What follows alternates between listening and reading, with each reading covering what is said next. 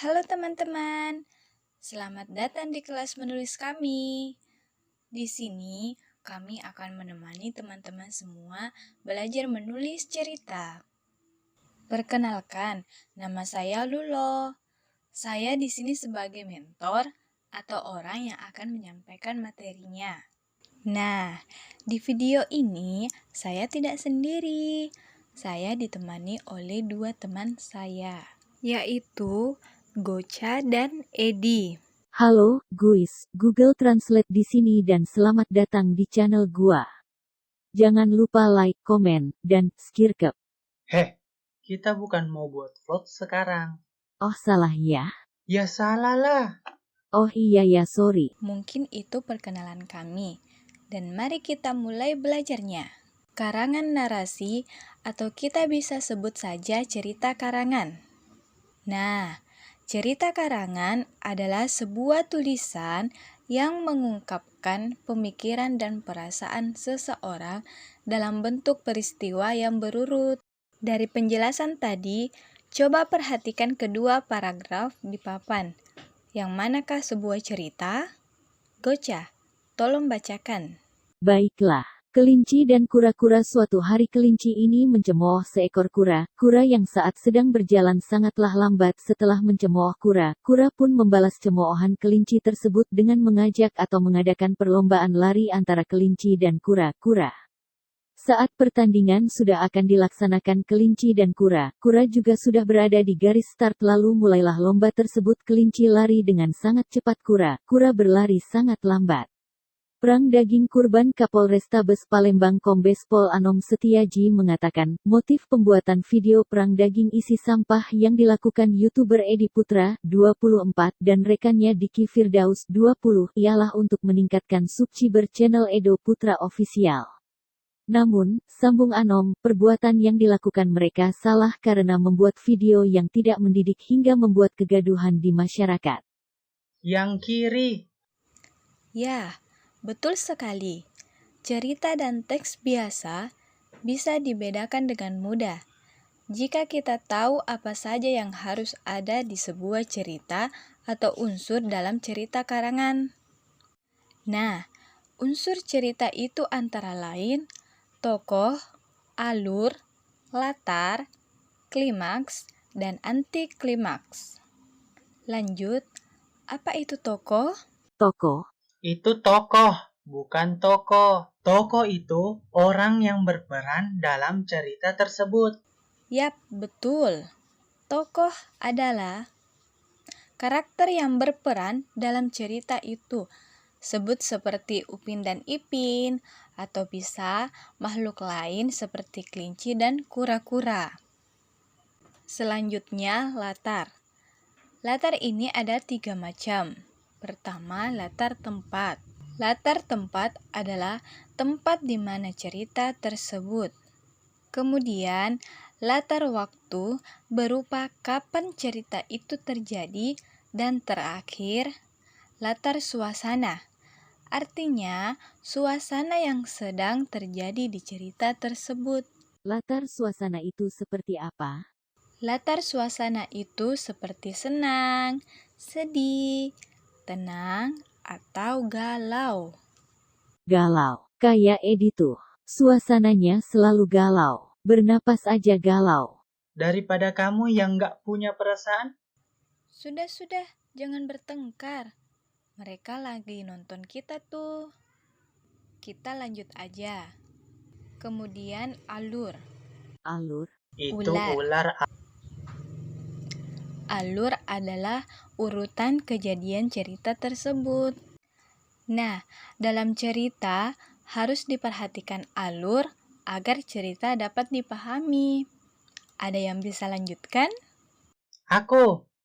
Oke, silahkan. Alur itu berupa rangkaian cerita. Nah, di sini biasanya itu pertama adalah perkenalan.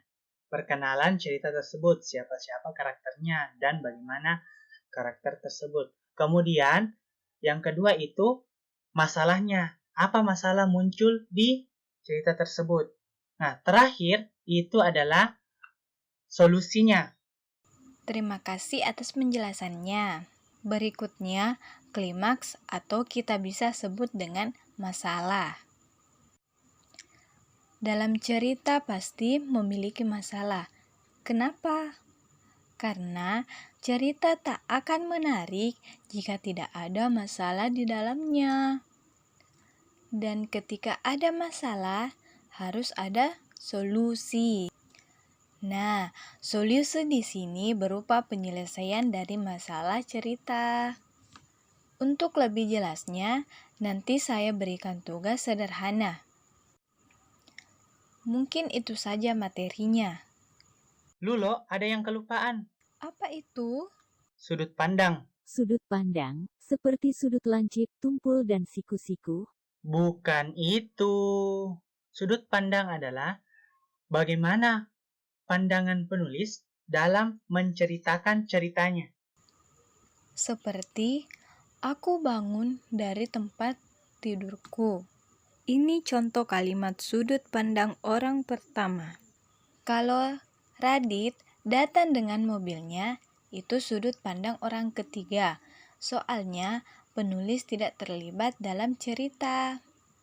Kalau sudut pandang orang kedua, masa ada orang pertama dan ketiga tapi tidak ada yang kedua? Kasihan dong yang kedua. Aku tidak pernah dengar ada sudut pandang orang kedua. Kalau menurutmu, Edi? Aku juga belum pernah dengar. Bagaimana menurut kalian? Tulis komentar Anda di bawah ya. Nah, mungkin itu saja dulu materi kita kali ini. Nah, sekarang perhatikan contoh cerita yang akan Edi bacakan.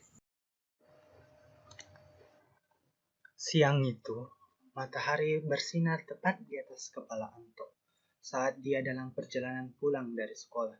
Banyak hal yang telah terjadi di sekolah hari ini membuat dia sangat letih dan kelaparan, sehingga perjalanan pun terasa sangat sulit, ditambah sengatan sinar matahari membuat kepalanya terasa sakit. Sesampainya di depan rumah, Anto mendorong pintu pagar lalu berjalan melewati halaman menuju ke pintu rumah dengan terhayung-hayung. Setelah memasukkan kunci ke dalam lubang kunci, dia menurunkan sadel pintu kemudian mendorong daun pintu sambil melangkah masuk.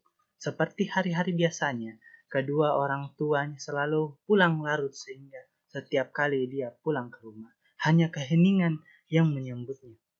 Menghela napas lelah, Anto melepas sepatunya lalu meletakkan tasnya di lantai. Tujuan utamanya saat ini adalah dapur, sebab sejak tadi perutnya terus berbunyi. Begitu masuki dapur, matanya seketika tertuju ke arah tudung saji di atas meja makan. Tanpa perlu membukanya, dia sudah tahu apa isinya, karena alasan mengapa dia tidak sarapan tadi pagi sebelum berangkat ke sekolah adalah karena sesuatu di balik tudung saji. Ikan goreng, ringisnya dengan wajah tersiksa. Seakan ada sesuatu yang memanggilnya. Dia menoleh ke lemari, sontak kedua matanya berbinar cerah begitu mendapat sebungkus mie instan rasa kari kesukaannya. Segera dia mendekati lemari lalu meraih bungkus mie itu. Syukurlah masih ada satu. Anto kemudian mengambil mangkuk di rak piring lalu mengeluarkan mie itu dari pembungkusnya. Setelahnya, dia mengambil termos lalu menuangkan air panas ke dalam mangkuk. Ting! Mendengar notifikasi dari ponselnya, Anto merongoh saku celananya lalu mengeluarkan ponselnya. Setelah mengaktifkan ponselnya, dia membaca dari pesan dari teman sekelasnya yang menanyakan mengenai tugas kelompok yang mesti dikumpul besok. Aku tahu itu, gumam Anto seraya mengetik balasan. Tiba-tiba, panas! Jerit Anto begitu sesuatu yang panas mengenai kakinya. Dan hal itu sontak membuatnya melepaskan pegangan dari termos, sehingga termos di tangannya terjatuh dan menyinggol mangkuk, membuat mie dalam mangkuk tumpah. Anto meratapi mie kesukaannya dengan ekspresi sangat menyesal. Dia sangat kelaparan dan makanan kesukaannya sudah tidak tertolong lagi. Menghela napas, Anto mengangkat tudung saji lalu memandang tak berdaya ke arah ikan goreng yang berusaha dia hindari. Mengabaikan mie yang terhambur di lantai, dia mengambil sepiring nasi lalu meletakkan sepotong ikan goreng dingin itu di atas piringnya. Dan dengan berat hati, Anto mulai memakan.